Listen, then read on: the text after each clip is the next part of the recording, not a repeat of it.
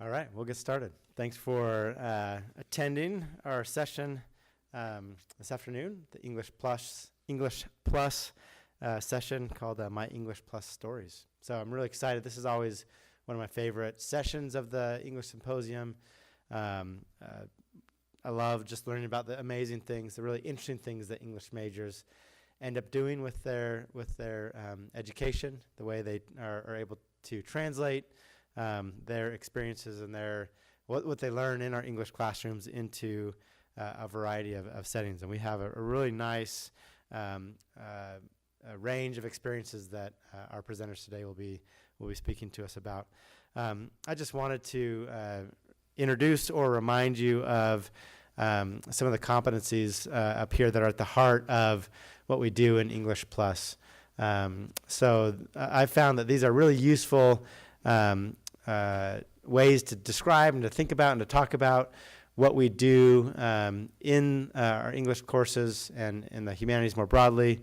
And these are the kinds of terms and this kind of language that you can use to talk about to those who might not know the value of what it is that you do as English majors to, again, a variety of different contexts. So if you're not already familiar with the humanities professional competencies, I think that you do well to familiarize yourself with them and to think about the particular ways that you practice some of these competencies. I've given this list of competencies to our presenters today, and you may hear in some of their presentations reference to some of these terms. I know that Clarissa probably won't have time to say this, but one of our presenters just said that she had an interview this morning, is that what you said? Where they essentially asked her, so what is the value of what you do as an English major? And because she had a 5-minute speech prepared, she gave it to them. But learning how to talk about these things is the second most important, or is another very important thing to do, right? It's not enough just to gain these competencies, but we have to learn how to talk about them in ways and how to narrate them in ways that make sense to people. And that's what our presenters are doing today. I think there's great value in doing that. And again, looking forward to hearing from them. So we will first hear this afternoon from Rebekah Cutler, followed by Sam Aramburu, Shae Russell, and Alex Oldroyd. Then we'll hear from Isaac Robertson, Clarissa McIntire, Jacob Johnson, and Nicole Jacobsen. And for those of you who haven't participated in one of these sessions before, the format that the speakers will be using today is called the Ignite format. So it's a 5-minute presentation with 20 slides that proceed at 15-second intervals. So these presenters have had to spend time practicing, getting their story just right so that it coincides with the automatic advancements of the slides. So that's the form that all of the speakers will be using today to share their stories with us. So I'd like to invite Rebekah to come up, and then we'll just go from there.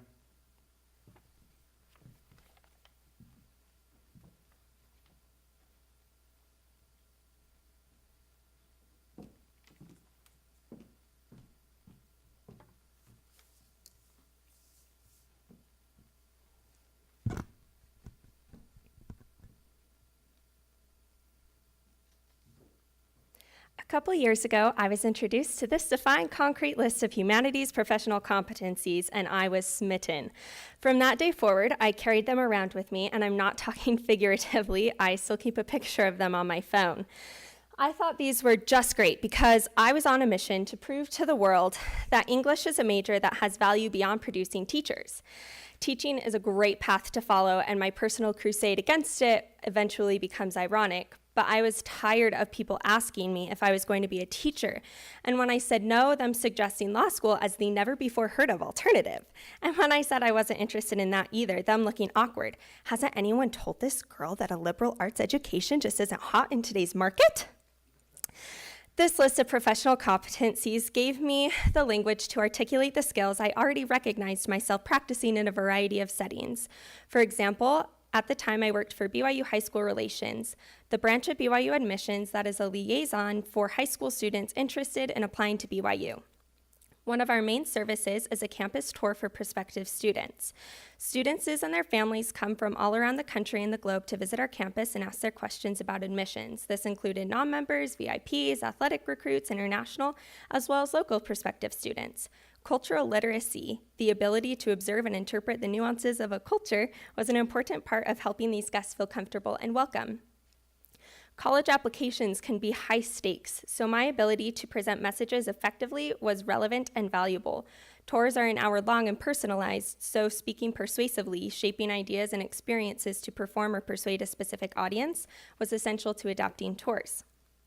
Currently, I work for the Harold B. Lee Library as a music and dance and humanities reference assistant. Among other things, we help students with their research and accessing reference materials. We introduce students to the gems of our print reference collection and show them tips and tricks of searching databases, starting with which ones you should search, synthesizing ideas, gathering information, and interpreting information has obvious application to research, and I love the way that I get to practice that in my work. But locating relevant information when confronting a question or a problem is also integral to business, responsible political and community involvement, and faith. Identifying patterns in information and explaining their implications, well, that's looking for meaning, and that is an English major's bread and butter. So back to proving to the world that English and the humanities have value in some way. Well, sometime last year, I realized something. All of the well-meaning people prescribing me to a career in education were only asking about my plans in the first place because they cared about me and were trying to show that. By the way, the words technical writing are a surprisingly effective way to change the topic to anything else. People will automatically assume it's boring, unless, of course, they're a technical writer.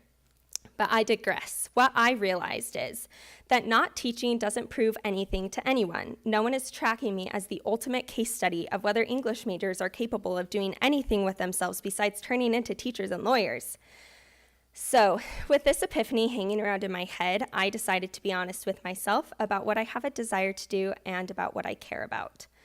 Learning is exciting, it's exhilarating. And after significant internal interrogation, I admitted to myself that I wanted to teach. Initially, I wasn't going to pursue it immediately, but that has changed. After graduation, I will join Teach for America. Teach for America's aim is to realize the day when every child has equal opportunity to learn, grow, influence, and lead. In other words, educational equity in the U.S. I don't have time to elaborate on the how of this ambitious goal, but I will tell you what the first step is. People who are accepted into TFA commit to teach 2 years in a low-income, high-need urban or rural community. This August, I will move to the Las Vegas Valley and teach elementary school. Teaching elementary school in a low-income area is going to challenge me like I have never been challenged before. While it would be naive to believe that I am prepared or even know what to expect, I do know that clear, engaging communication is crucial to an effective classroom. My background is nothing like what my students' backgrounds will be, and I can't change where I came from, and neither can they. But my ability to navigate culture, and hopefully I can put some of my mediocre Spanish skills to good use, that can at least facilitate understanding and trust between my students and I. Finally, synthesizing ideas. Our ability to gather, interpret, and find meaning in information will be central to our lifelong learning, a love of which I hope to cultivate in my students. And now, a very quick plug for a new course that will be coming soonish. And that will be a Podcasting English Plus course. If you are interested in learning more about that, or how podcasting is related to lifelong learning, or how it can be making an English Plus experience, talk to me during the fair afterwards, and I would love to tell you more about it.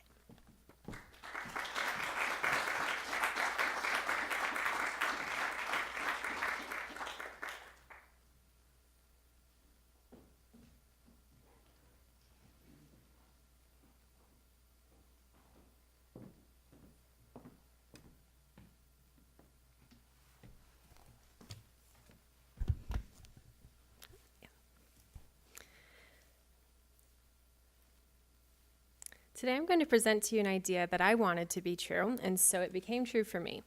That idea is that my education as an English major is applicable in every field, every job, and every opportunity that I may be presented with. This is my story of that realization. I started writing public transportation in Europe, where I served my mission and then later spent a summer touring and on a study abroad. It was fun and it was exotic, and when I got home, I realized that I could actually use it in Utah and that I needed it. I started dating my husband, who is a student at the University of Utah. In order to see him, I began using the Frontrunner train to get from Provo to Salt Lake a few times a week. We eventually got married and moved to Riverton, a central location for both of us. I made public transportation a part of my daily life. It became a passion for me as I commuted from school to work. Last fall semester, I joined a class called the Provo City Lab. It was an internship class taught by Dr. Rowan. We teamed up with UTA to promote the use of public transportation on BYU campus. I worked with a team of about 15 other students, along with UTA officials and PR reps, to work to create a movement that encouraged the use of public and active transportation on BYU campus. As a class, we were divided into the institutional group, the events group, and the social media group. I was a social media team leader. Together, my group worked to create a social media campaign called Why Transit. We worked to publicize how to ride transportation as a BYU student, why we should do it, and the best ways to do it. None of us had ever run a social media campaign before, so we taught ourselves with the help of a few other people. We took our own pictures, we wrote our own content, made our own editorial calendar, and created giveaways to encourage students to participate. We also worked with UTA to create an internship to encourage continuity in the project, which I recently received. I'll be working with Mark Bowman in the Public Relations Department of UTA to continue the work of social media, content creation, and public involvement. This class was different from other English classes that I've taken. It wasn't about learning about literature or how to write. It was all about taking the skills that we had learned in the English program and applying them to real-life situations, as I was doing here. I had to know how to communicate effectively because I had to be in constant contact with several people in different professions, such as lawyers, public relations, business owners, social media managers. I used those required skills in a different project that helped the environment and the people around me. I used cultural proficiency while talking to several different people in the Provo area, including those we photographed for our Traveler Thursday posts. I had to analyze and interpret information through the creation and application of surveys, polls, and results from our different posts and outreach campaigns. My English degree guided me through an experience that had nothing to do with 18th century poetry or writing a novel. As a result of this class, my career goals changed. I toyed with the idea of pursuing teaching, academia, or maybe a career in creative writing. Everything and nothing felt right, the way it often does when the future is very close but still murky. However, during the Provo City Lab class, my sights shifted. I realized that my English degree could lead me to something else entirely. Not something unrelated, but a branch on the tree of possibilities that I planted through choosing a major in English. I realized that I could stop seeing myself as stuck in a narrow pool of possibilities, but that I could be a diverse, multifaceted, interesting, and interested person. I am an English major, yes, but rather than limiting me, as some might claim, that opens up life for me. I'm an English major with a passion for active transportation, which led me to apply for and receive an ORCA grant so that I can continue my research on how to implement active transportation at BYU. This semester, I'll be visiting 4 different universities, including Colorado State and Stanford, to learn what they're doing on their campuses with active transportation. With this, I'll create a proposal based on my research on what BYU can do to better engage in public and active transportation. This may include bike programs, full-time active transportation consultants, and education provided to students so they know how to get around Provo without a car. I also recently finished my application for a Master in Public Administration. Before my Provo City Lab class, I had never even heard of this graduate degree. Dr. Rowan helped me find it and then apply for it. If I make it into the program, I hope to use this additional education to learn more about public transportation. I want to use my education and career to help our state change culturally. Right now, we're a car culture, and it shows especially in our air quality. I believe it's important to change our thinking about how we get around to make our community healthier and safer. My English degree was one of the best decisions I ever made. I've had the opportunity to study so many different things, including the Holocaust, the development of the English language across Europe, 18th century poetry, how to write a novel, how religious curriculum is developed, rhetoric and leadership, among so many other things. The competencies that I've acquired through that study have led me somewhere I never expected to be, using my English degree to move forward in a career in public administration and transportation. Thanks to this decision, I have opportunities to apply the things that I've learned and implement change in the real world. Thank you.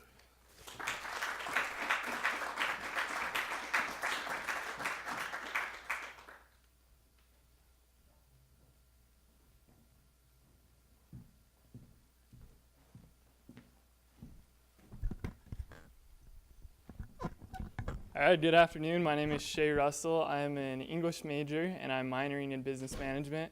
I'm here today to talk to you about my shoe company. It's called Velks. We make Velcro shoes for the modern man. When I say Velcro, I'm referring to a generic term and not a brand or a company. And I'll talk about that a little bit later. So this idea started when I was in high school. A group of friends and I, we went to Walmart kind of being stupid. We bought some old grandpa Velcro shoes and started wearing them to school, and shortly thereafter, everybody started doing it, at dances, at graduation, at game days, and we called these shoes Velks. So after graduation, I left on my mission to Paris, France. I came home and I was attending entrepreneurship lectures at the University of Utah and at Weber State. And together with my brother, we decided, hey, what if we took an old idea and we turned it into something? And I'm talking about my shoe company. So what I did is I did the only thing I knew how. I picked up a pen and paper and I just started drawing shoes. I sent my designs to a graphic designer in India. She would make her designs and forward them on to our manufacturer in Shanghai. And we officially launched. We did a Kickstarter campaign and we failed. And I thought, this is it, it's over. We were a little bit discouraged, but it ended up being the best thing that could have ever happened to us because we got people talking about our shoe company. And that was all we needed to generate the conversation to get our brand up off the ground. And in fact, we even attracted the attention of the originators of Velcro. They reached out to us and said, hey, cool that you guys are starting this shoe company, but you often refer to your shoes as Velcro shoes. That's the name of our company. Please don't do that. In my opinion, I was like, I thought this is just a brand, a word. I didn't know it was a brand. And we just kept going. We got our first in-store products at the BYU store. This was an exciting moment to just see that our product was really getting up off the ground. I met multiple times with the LDS Church in Salt Lake. We talked about, made plans on missionary and temple Velks. I haven't included those in this slide because I don't want to reveal to you guys all my cards. I'm really excited for these designs and we'll release them in the future. Our Instagram has reached just over 10,000 followers worldwide. We invite our our customers to take pictures of our product and send them in to us. And then once again, the originators of Velcro, they see our success and they reach out to us and say, hey, we don't like what you guys are doing. You're still in our business. Our customers are confused. We would prefer if you stop doing all of that you're doing because, quite frankly, we don't like you. So what do I do next? I get a group of interns to help me work a little bit harder. I team up with the Marriott School. Every semester, they assign me 5 interns through the on-campus internship program. So I'm on my 3rd group right now. I'm managing 5 this semester. And through our research, we find customers like Heath. Now, Heath, he has a condition called dyspraxia where it affects his motor skills. He's unable to tie his shoes or perform, ride a bike or simple things like that. And we have another customer by the name of Sam. When he was younger, he had a stroke and it paralyzed his arm and he's unable to tie his shoes. So if you think of the parallel between these 2 customers, they're looking to go to junior high and they have a fear that their shoes may fall off in PE class. So they use Velks to shatter their limits. So back to the originators of Velcro. Last November, believe it or not, they filed a petition to have us be removed with the U.S. Patent and Trademark Office because we're a small company. We don't have enough money to defend ourselves in court, so we're left with no choice but to rebrand and start over. And this is all based on the term genericide. Genericide is a historical process whereby a brand name or trademark is transformed through popular usage into a common noun. So some former brands that are now common nouns are aspirin, escalator, flip phone. For example, for every brand, there's a common name associated with it. If you take the brand of Kleenex, the common name is facial tissue. Band-Aid, adhesive bandage. And the only way that these brands are deemed generic is by litigation through the court system, and this is very, very expensive. So my real question to you is, has Velcro become generic? The only question, the only way to do that is to take one of our Velks designs here and say, when you look at this shoe right here, do you see a Velcro shoe, or is that a hook and loop fastener shoe as they claim it is? No matter if it's a big company trying to smash my dreams or destroy my small startup company, they can't take away the fact that we've accomplished a lot, and we've donated over 800 pairs of shoes to those in need. Those are homeless people, students in need. And I'm just here to tell you can do anything with an English degree. I'm a personal banker. I'm preparing to become a financial advisor. I'm an entrepreneur. I own my own shoe company. And my English degree has helped me become a better salesman. It's made me a better communicator. And it's helped me to better understand my audience and how I could better relate to them. So I want you all to never look at Velcro shoes ever the same again. And thank you.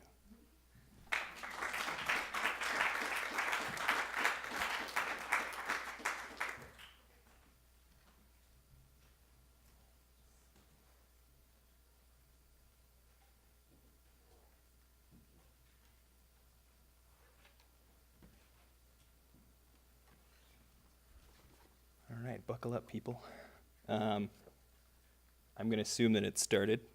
Good afternoon, everybody. My name is Alex Oldroyd. I wanted to talk to you today a little bit about creativity, and specifically what I've learned about creativity from my English major and from different professional experiences that I've had. Since returning from my mission, I've been fortunate to have worked 6 different jobs and done 4 different internships, from editor to wilderness therapy field guide to researching and writing the business plan for a business incubator serving refugees in Manchester, England. And I've even started my own business too. And throughout these many diverse experiences, I've learned something about creativity as a process that should be familiar to you. And that is that true creativity everywhere generally follows these steps. And if we look at that first step as if we were writing an essay, understanding the field you know is where you go and you research the critical context, the critical conversation around whatever text you're trying to analyze. In other contexts, this is going and doing market research. This is studying what others have done, whatever research into whatever field you're working in. And then once you've done that, again, in the context of the essay, you take that information and you add to it whatever patterns or areas of meaning you've identified in the text. And this works the exact same way in other contexts too, only instead of looking at a text, you're looking at a gap in the market, a scientific phenomena, a need, the details of whatever problem you're working on until you arrive at a thesis. And then at that point, the writing happens, or you build your product, or you do the prototyping, you do the pilot run, whatever it is that you'll be putting into practice. And then finally, this is the final step is where I believe most success actually comes from. This is where you revise your paper, assuming you didn't write it the night before, or you refine your creative solution, you get feedback, you iterate until you either achieve success or give up. So having laid that out, I'd like to show you how understanding this process has worked for me.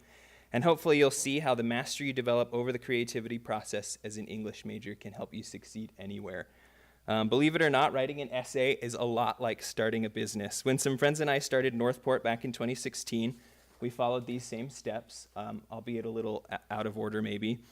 It began when I saw on Facebook that a Guatemalan friend of mine had started a Thai company in Guatemala City. And I remember thinking to myself, wow, those are pretty neat. I bet there'd be a few people in the US that would buy those. And that sort of became my thesis. And this was back before the Thai company market was horribly oversaturated here in Utah. But anyway, so I pulled a team together and we reached out to him and we formed a partnership. But before we actually went into business, we did a lot of research into the market and other things, trying to figure out how we could compete with companies like Sir Wild or Novica. And we eventually created this business model around selling textile products from low-income artisans and artisan cooperatives in the developing world at a fair price. Things like elephant pants, ties, hammocks. And of course, throughout this whole process, we were conducting surveys, we were talking to suppliers, talking to customers, testing. We did a lot of pivoting. But the thing that I want to impress upon you, there's a survey, is that I never felt like I didn't belong doing these things, that I had no business doing this as an English major. And I think that was because this process was familiar to me as something that I had learned in my English classes. And I've since stepped away from Northport to pursue other projects, but What's interesting is that in the startup world, this methodology is sometimes referred to as lean startup, and they've only just figured it out in the last decade, so don't feel like you're the ones that are behind.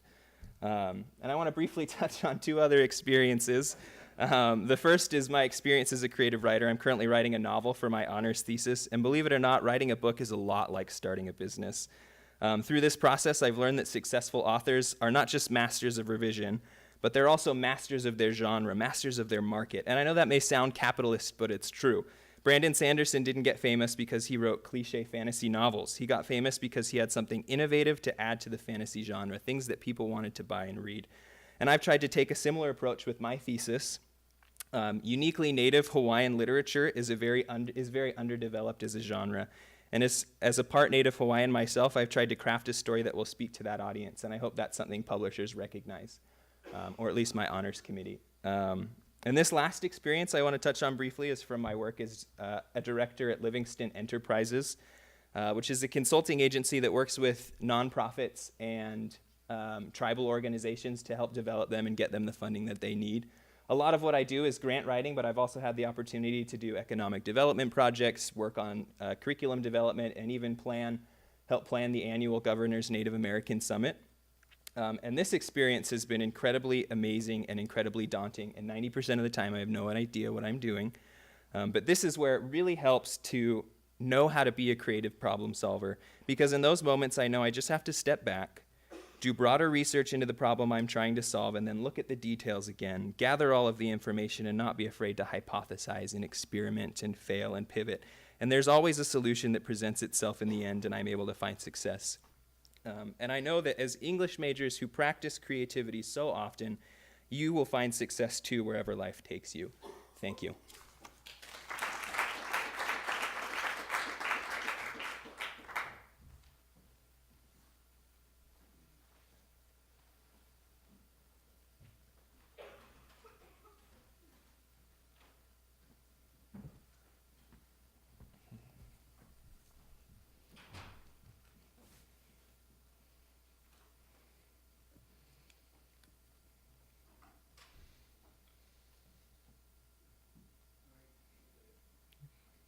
Good.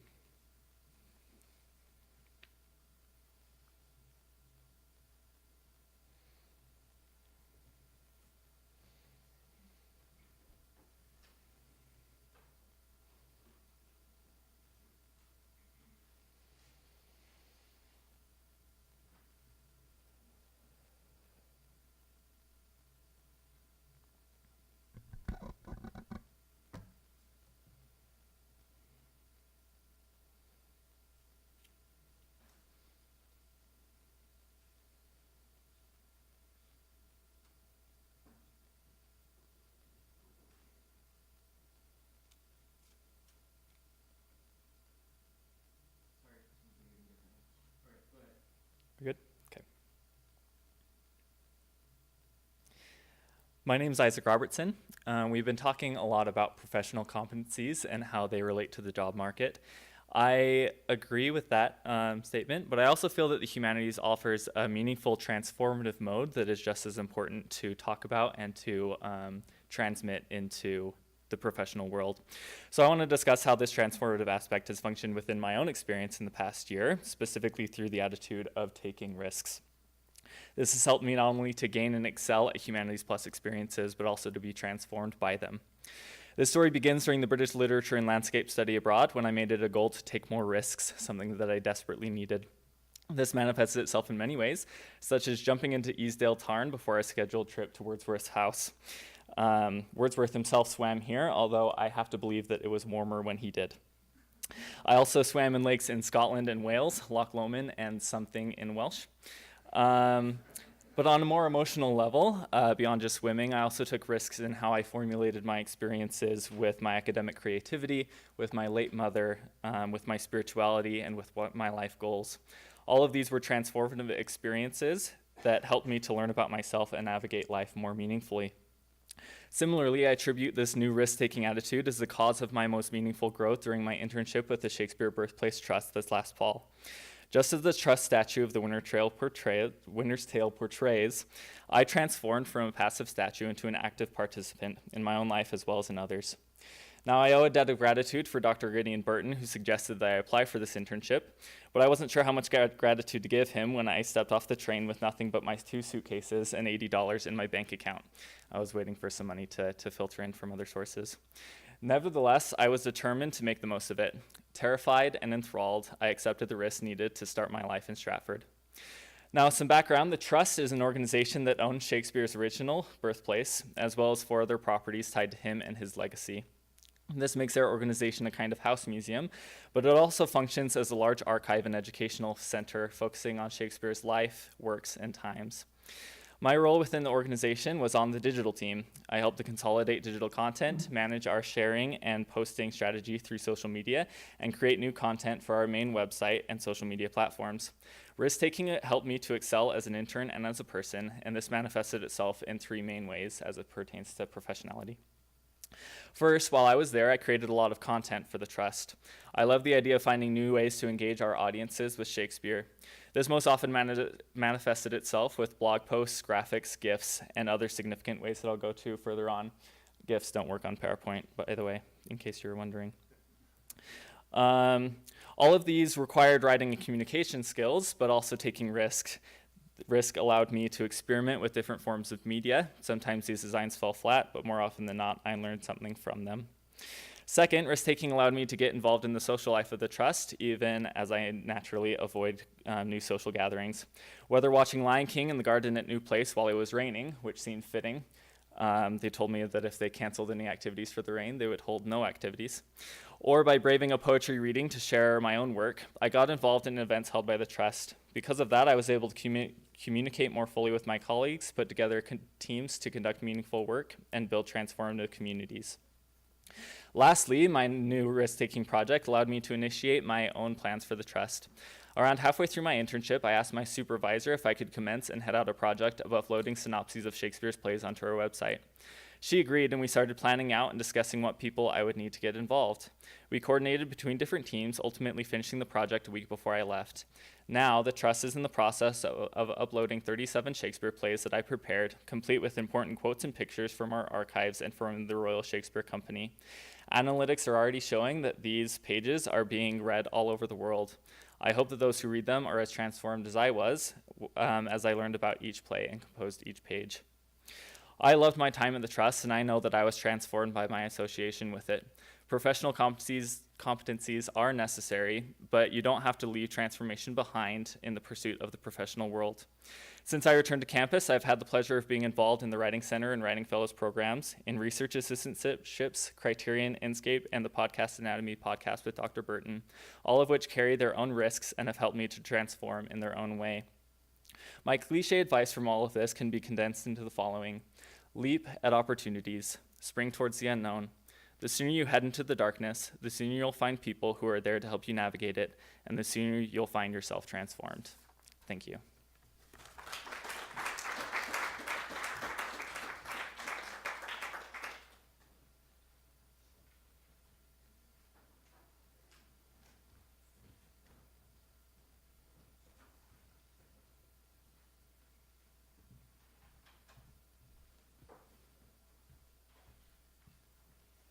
Okay, my name is Clarissa McIntire, and I'm an English major and minor in editing and ballroom dance. And I want to tell you a little bit today about how my English Plus experience has been a little bit like taking driver's ed. So I don't know about you, but when I took driver's ed, they said, sorry, we can go to the next one. They said, always keep your eyes moving. Don't ever let them linger on one spot, especially the road. Always keep them looking to the dashboard or the side mirror, the rear view mirror, then back to the road, because that was supposed to make you safer. I don't know if that's really a safer way to drive, but I know that that has worked for me as a principal in my education. This is a list of all the careers that I've seriously considered while at BYU. It's a pretty long list. I'm especially sad I didn't go with ethno-choreologist just because it sounds cool. But I considered all these different things because I was trying all these different things. I was dancing, well, I am dancing on the ballroom dance company here and balancing school, as you can see here. I also did political campaign volunteering, and I volunteered as a reading and writing tutor. And I was just trying all these different things to find a career that I liked. As this was going on, I was taking my English classes, and I had a couple of experiences when two of my professors pulled me aside and said, Clarissa, I need you to be less shy. I need you to be more outgoing, because that's the only way that you're going to get the kind of value out of your education that you really need. And I realized as I tried this, it was hard, but it worked, and it was worth it, because as I talked more in class about the subjects that we were writing about, my writing got better. No kidding, it was strange, but it works. The more you talk, the better your writing gets. So as this is going on, I'm still frantically looking around trying to find a career that I like. So I applied to Utah Life magazine as a freelance writer. Even though I had no magazine writing experience, they accepted me, which was good because I had this experience while doing a piece for them. I was interviewing a man named Brent Flory, who's a Western artist, and he was telling me about his experience becoming an artist, and I was thinking to myself as he's talking, it's amazing that I'm privy to this whole story of his whole background. And I wanted to do more things like that, write stories. So I applied to BYU magazine with my portfolio of articles that I'd written for Utah Life magazine, and they accepted me. That's where I work now as an editing and writing intern, and I love it. I knew I was going to love it from the first day I walked in. We had a team meeting, and we started by playing 3 games of speed Scrabble. And I thought, these are my people. I'm going to like it here. The staff was kind and supportive, and they set me off on my first few assignments. The first thing I did was interview a variety of different people for the articles for the next issue. And I quickly learned that good quotes make great articles, and the only way to get good quotes is to ask the right questions. Now, asking the right questions is kind of like researching an English paper. You have to have the right keywords in order to ask the right questions and get the right answers. For example, if I were going to ask a biology professor, now, why should we save the whales? He might answer, because otherwise they'll die, which does not make a great quote for any article. But change your question to, how did it become important to you to save the whales? And bingo, you've got a passionate response that makes a great quote. So after I do these interviews, I take my information back and I draft an article. Now this has been a big learning curve for me because my editor often comes back to me and says, Clarissa, this is too academic. This sounds like an essay. We're gonna revamp this. And I've learned through my English education that revision and criticism isn't something to be taken personally. Really, it's just something that makes your writing stronger. So as we've been going through this process, I've been able to look at it more objectively and as something that will help me and the content of the paper. Some of my other responsibilities at the magazine are, I'm the resident numbers cruncher is what they call it. I'm in charge of analytics and processing all of the survey results and social media outreach results that we get through the magazine so we can see what kind of readership response we're getting.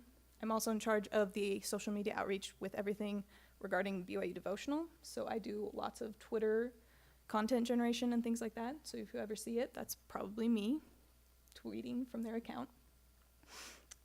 When I'm not doing any of these responsibilities, I'm hanging out with my fellow interns. 2 of them are not pictured here, but we like to do things that we call intern paloozas, where we go out to breakfast and we answer each other's questions, and basically it's like a support group for one another. It's a really great environment to be in. So really, I'm not a journalist, but through my English education, I've been able to adapt my writing skills from one genre to another, which has been amazing for me because this is what I want to do with my career, I think. So what's worked for me has been taking the initiative to go out and sift through this world of opportunities and say, this is what I want to do. And that's only worked because I've had such a versatile education. Thank you.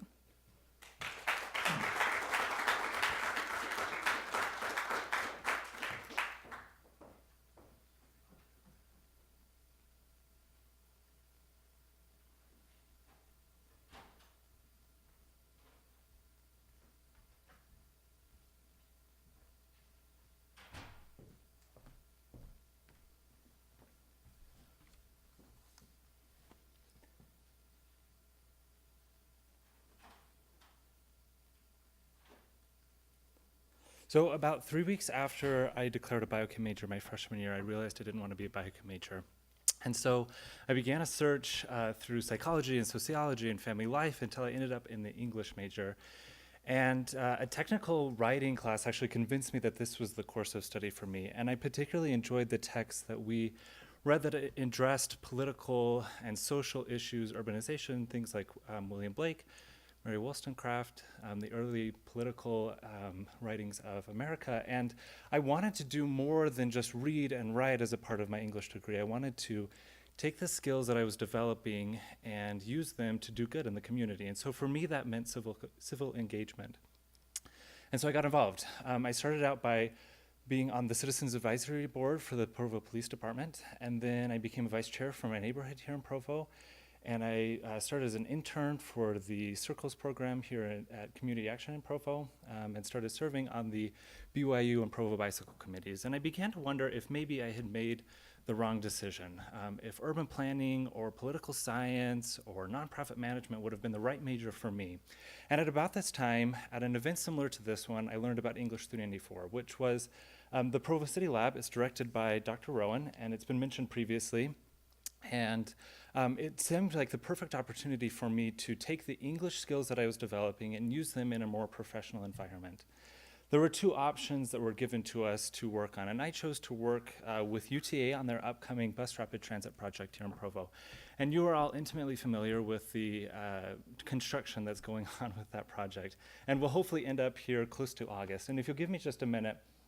So the project starts down in South Provo, near the Provo Town Center Mall, and then travels up University Avenue, goes around BYU, and then up University Parkway, past the University Mall, and up to UVU.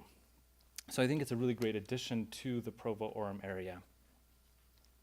I started out this semester by researching the best ways to do outreach to millennials and particularly to college students. Other students worked on social media engagement, research among current students, event planning, and so forth. And then I turned my focus with a few other students to working with BYU as an institution to encourage faculty, administration staff, and in particular students to use public transportation, and in particular this bus rapid transit project. So we focused on all of the ways that BYU communicates with students through newsletters to parents and students, through magazines, through their website, and through other sponsored events here at BYU.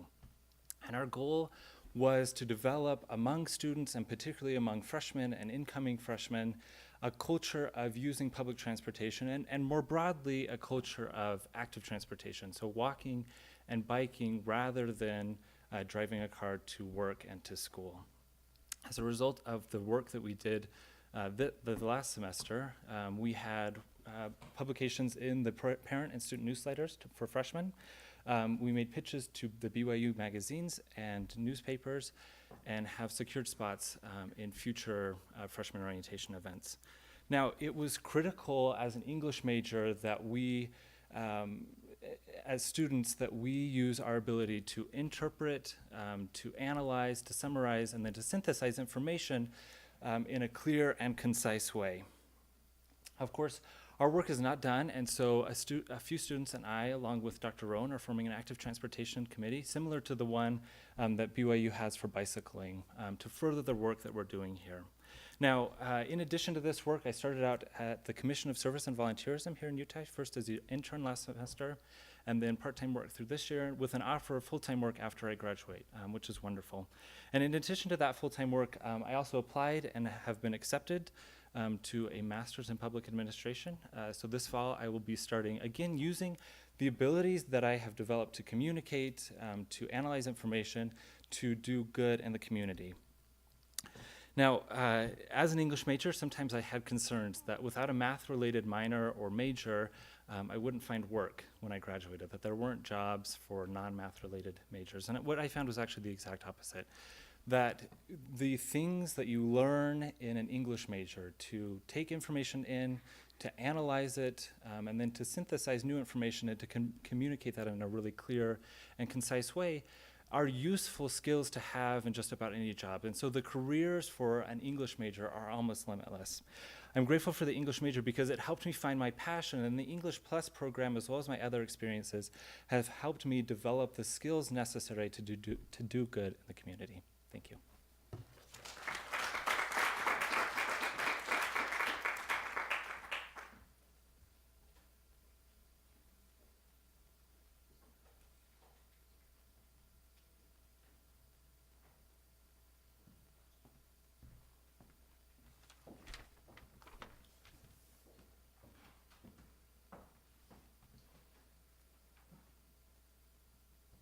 My name is Nicole Jacobsen. I love macarons or anything chocolate or French. I love books, and I love England.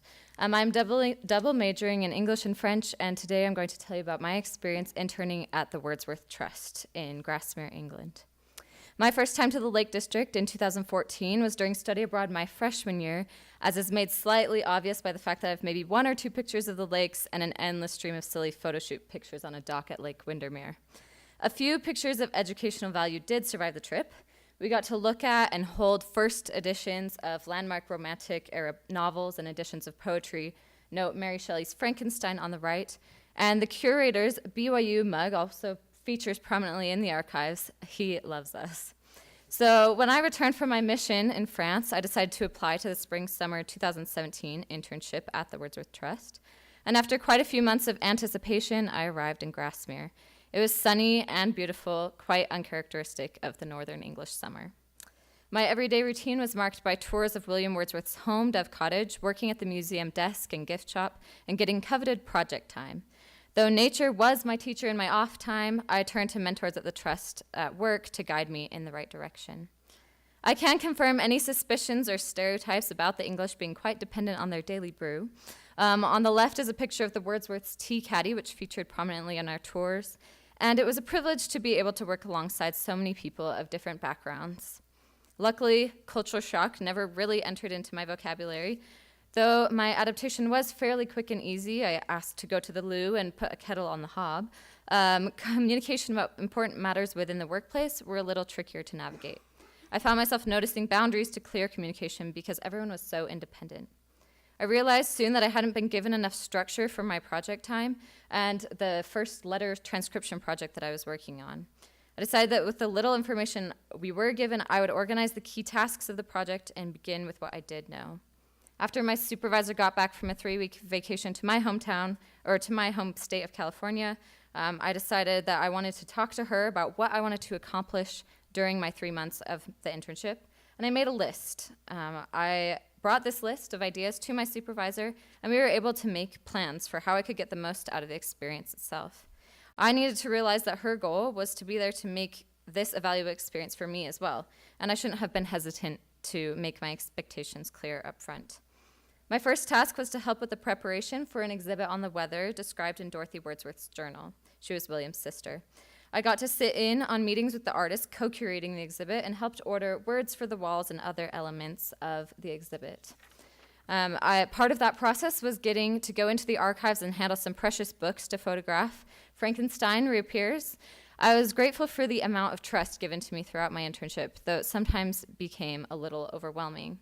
One day I was balanced on the top step of a ladder. You can see I'm pretty short. So I was trying to reach a first edition of Byron and try not to drop it as I balanced my way down. No one was around, but I realized that this trust that I'd been given was really an opportunity for me to exert my independence. The highlight of my trust was creating this mini display on Mary Wordsworth's letters in the research center. I planned it out mostly on my own, and then made lists of questions to ask my supervisor so I wouldn't constantly be nagging her. It was great for me to be able to see my research on display and practice my research and writing skills toward a particular goal. Helped me also understand the importance of communication. If I hadn't brought up my questions and concerns with my supervisor, I wouldn't have had the time to prepare my display. Because I was given a great deal of independence in my projects, I learned how to maximize my time and efficiency, and as well adapt to the British nonprofit workplace, an interesting place to be. And because of my experience at the Wordsworth Trust, I feel I am now better equipped to work in a variety of environments. I've not yet decided on the path I'd like my future career to take, but I've realized that relationships and communication form the base of most work environments. Some of my favorite side effects of the professional experience I gained as an intern were the friendships I've made. I continue to stay in contact with many of the people I've met at the Wordsworth Trust, and I'm glad for the things that they taught me about how to fit into a slightly foreign community and workplace. Though I am considering pursuing a career in museums, my internship gave me a broader perspective, and it taught me how to work, and it taught me what I love. In tiny little Grasmere on the edge of a lovely lake, I caught a deeper vision for my future.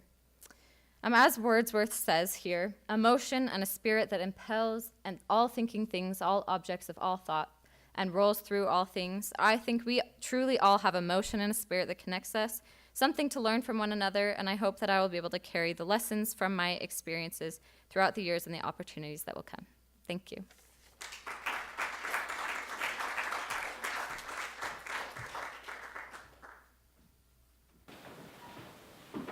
Okay, just a few announcements.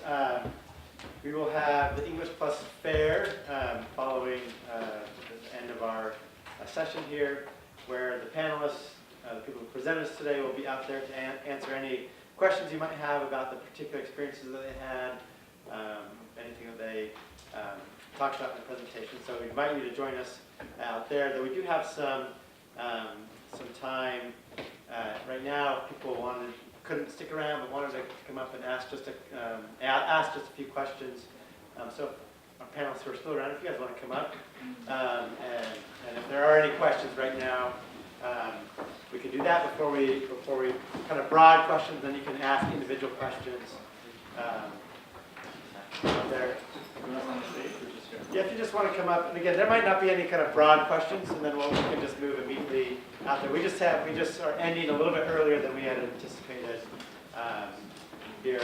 As they're coming up, I'll just remind you to fill out the slips, the green forms. They're about this session. They're located on either kind of end of these stairways or rampways. So if you'd fill out one of those questionnaires and give it to one of us, that'd be great.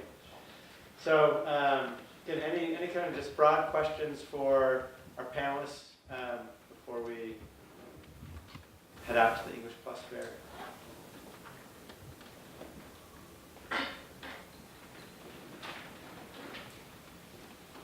Okay. I'm the English 198 and 398 teacher. So, what should I tell students so that they are more enthusiastic about doing the sorts of things you all have done?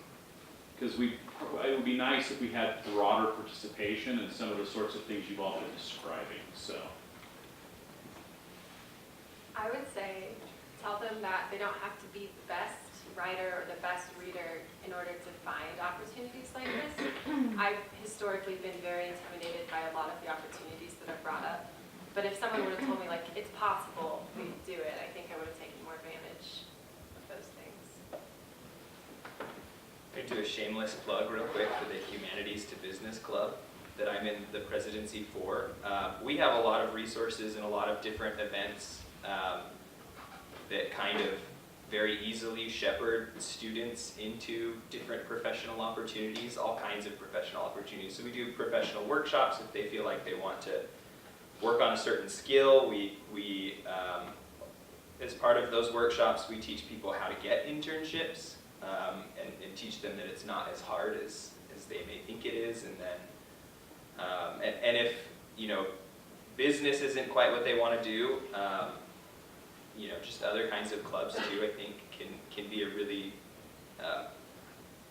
adequate baby step that they can take without a lot of, it's pretty low stakes. Yeah. So I would let them know, this is helpful for me, but I'd let them know that they don't have to be English teachers. I don't know how many times I've told people, hey, I'm an English major, and they say, oh, so you're going to teach English? I've had an opportunity to interview with a lot of banks, and they love the diversity of humanities majors. I recently, I joined the private banking club at the Marriott School because I love finance. So there was about 5 of us. We flew to San Francisco, and we were able to meet with some of the top financial equity firms in the world. And it was interesting because we go across the panel, and they'd say, "What are all your majors?" And all of them were finance guys with me. And they just said, "Okay, we want you guys to know that we love this stuff, that we love that you're an English major." And they pulled up this PowerPoint slide, and they said, "Here's our top executives, and look at their majors." And maybe there was 10 of them, maybe 5 of them were finance or accounting guys, but there was political science. There was a lot of history majors and English majors. So that's what my advice would be. Can I ask a question? Yeah. I'm just curious, how many of you, if there wasn't an English Plus requirement, how many of you would have still sought out the kinds of opportunities and experiences that you've described? I'm actually in the old program, so I've hung around since then, so there's no requirement for me. Yeah, going back to the first comment that was made, I hadn't even considered really looking for an internship. The credit was already covered through Writing Fellows, and so it was kind of that confidence that Dr. Burton showed in me when he recommended it. He said, this is a great opportunity, I feel like you'd be really good for them, it'd be really good for you. But I even started knowing that I could go for it, and that it would end up being a good experience, especially for someone along the development of professionality that I was in that stage where it really would benefit me a lot. And so that's kind of what got me out there. Was not necessarily any kind of requirement, but just trust that I would be able to do it and that I would benefit myself and others through the experience.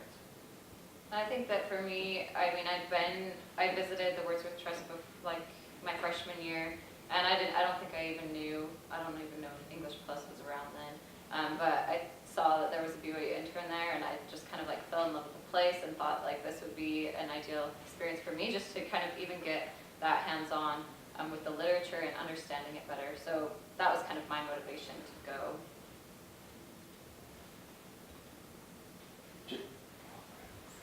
Go ahead. Can I just ask a really quick question? I'm an English major with a business minor, and I have two roommates who are both chemistry majors, and they made the comment to me, they're like, at least you're not taking all humanities classes. And I was like, so I just was wondering what you guys have to say about that attitude. Like, I just feel like a lot of people, especially here, like, have this attitude where there's like no value. You know what I mean? And I didn't know what to say to them. So I'm just wondering what. Yeah. So I've gotten similar comments about that as well. And the thing that as a sophomore and junior, it was really stressful for me as trying to figure out what major I wanted to be.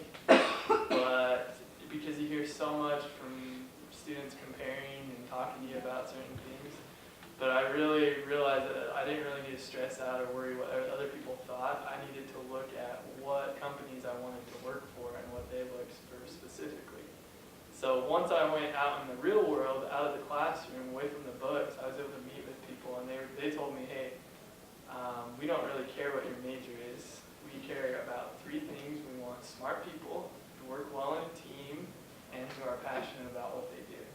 So if you're passionate about English or finance or business or whatever, you just go for it. And then the students, we don't know. We don't know anything. We don't know about the real world. We think we do. We think because we have a GPA of this or we're in this major that we can do anything we want, but really get out and talk with the companies, and then you'll realize you're on a good path. So. I also think the competencies that were brought up a lot is a great way to communicate. It's like we talked about the worth and the value of what we're studying. And I've had that experience in job interviews where I say I'm an English major and I've learned this and this and this, these competencies, and then I've had this and this experience because of those competencies. And that's helped me have really successful, it's helped me do well in job interviews because I know how to communicate the worth of what I've studied. So knowing how to communicate that is the best way around any criticism. I would say, speaking more specifically to the classes, you cover in the English major and in humanities general, hundreds of years of history and literature as a part of your course of study. I'm taking a class right now on environmental science. I've taken classes on Poe, on early American literature, on Latin American literature. So to say it's not all humanities, like that doesn't cover the breadth of the things that you learn and study and know as a result of an English degree. And so, a chemistry major, I think that's somewhat more limited. You just study chemical reactions for 4 years. Whereas with a humanities major, you're covering hundreds of years worth of history and literature. So I think that that's a really strong aspect of an English major. Yeah, that was a question, Jamin. I realize it would be more fruitful if we had 50 more students here to hear you all talk, but several of you have mentioned that something had to happen, A, to make you aware of the opportunities, B, to have the guts to chase the opportunities. And it occurs to me that there's a third hurdle for some students thinking, I just can't afford to do this. Whether it's the opportunity cost of taking an unpaid internship, or in the case of going internationally, you know, is this going to be incredibly expensive? Might some of you speak to that issue and how you manage to make this work? You know, not just in terms of your academic and pre-professional program, but in terms of making your monthly budgets happen. I think other students might be encouraged to hear what resources are out there and actually how doable it was for you. Through the English department, there were multiple scholarships available to me to be able to pursue this unpaid internship in England. And I mean, I don't have like exact numbers, but I was pretty close to breaking even on my costs, and it was like 100% worth it to me. So I think that I think it takes planning beforehand, but like for international things, BYU covers all of your visa application costs and all of that, and you can get discounts on flights through BYU Travel. So I think that there are tons of opportunities, just even within BYU itself, to make it work that way. Yeah, I'll just second that. Pretty much the same experience for me. It should not have been. It should not have factored into my decision making at all. I was willing to pay as much as I needed, you know, as much as they said that it was going to cost, and I was ready to. And even then, it would have been worth it to figure out new situations, whether that's loans or things like that. It's so much more worth the amount of money that you put into it. I feel like my experience was. So then having that actually not be an object in the end that I should have even had to worry about just kind of speaks to that I don't think that it should really be a factor in decision making. I'm not into raising my hand. So I can speak a little bit to that too, because I really haven't ever gone anywhere to pursue an opportunity. I've stayed local and I've been able to do that. And I don't know if that's a disadvantage to me or not. We'll see in the future. But there's plenty of opportunity right here that you can take advantage of without even having to break the bank. At the very least, BYU has a lot of really great on-campus internship opportunities. OCI is one of them. The Ballard Center has social innovations projects where you can get credit while you're doing your internship. You don't get paid, but at the same time, it's just like taking another class, but it's just as much of a legitimate internship experience as anything else. But you don't have to go anywhere, and it doesn't affect, it doesn't cost anything either. So I got, in terms of a budget, I got home from my mission and I had probably $400, and I didn't know how to pay for school or do anything. My family wasn't in a position to help me out, and I wasn't getting any scholarships or anything. So sometimes I feel like you just need to work. You just got to find a job and buckle down and make some money. So I didn't go to school for about a year, and I saved enough money to pay for my first semester of school. And then I was working probably 40 to 45 hours a week and taking 15 credits. I did that for 2 years. And then I transferred to BYU, and the classes got a little bit harder, so I decided to cut back to maybe 20, 22 hours. And I found I aimed my job where I wanted to work. I looked for companies that offered tuition reimbursement. So I felt if I could perform, be a good salesman in the banking industry, they would reimburse me for my tuition costs. So I think Wells Fargo, they probably gave me $7,500 to pay for school over the couple of years I worked there. And then in terms of starting my own business, I just looked for competitions where I could present my product and outperform my peers and get grants. So I think the University of Utah gave me about $10,000 for that. But a lot of it, it was hard, and I have one more semester left. I'm still working part-time. But sometimes you gotta say, my education is so important that I'm willing to, as soon as class is over, I'll go home and get dressed and go to work, and then I'll come home and do my homework and hopefully get a nap at the end of the week. So sometimes you just gotta buckle down and do it. Yeah, one more question, then we'll head out. Okay.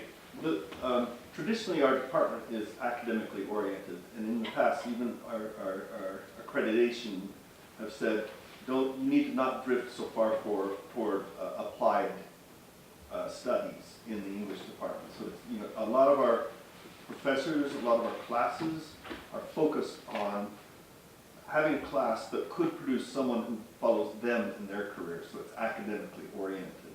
And so the English Plus is just what it says, it's plus, it's something added in. I wonder if you have any critique or comment on how it could be better integrated through the whole curriculum.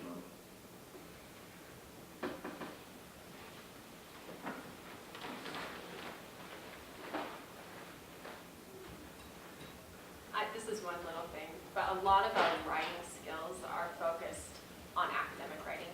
I mean, that's the entirety, unless you take additional classes. And really, in the real world, maybe 10% of us are going to write academic papers professionally.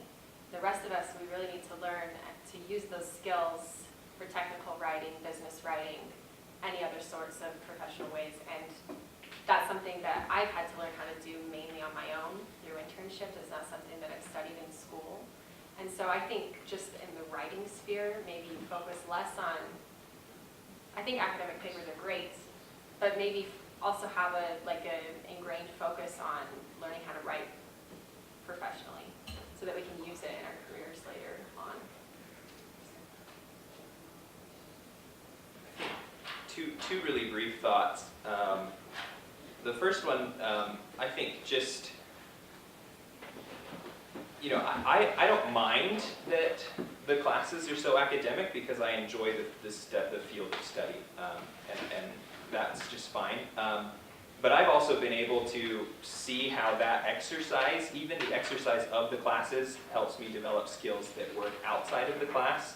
And so, that is without, the class itself being oriented towards professional experiences. And so I think maybe if there's a way to communicate these, I hadn't heard of these competencies until I started preparing this presentation. So if at the very least the professors could make that part of their vocabulary for every class that they teach, I think that could be helpful. And then I also think I've really benefited the last couple semesters with professors that have really been open to letting me explore sort of my own interests within their class.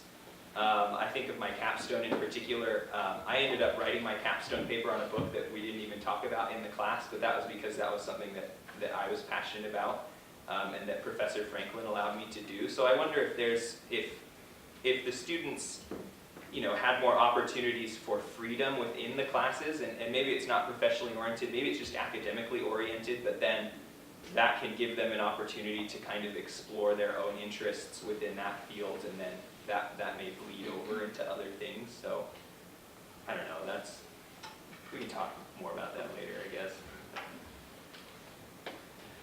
Okay, thanks. So as I mentioned, we'll have the English Plus Fair, where I think most of our panelists will be just lingering out there. If you have specific questions about their particular internships or experiences or classes that they've taken, I invite you to join them out there and have those more private conversations.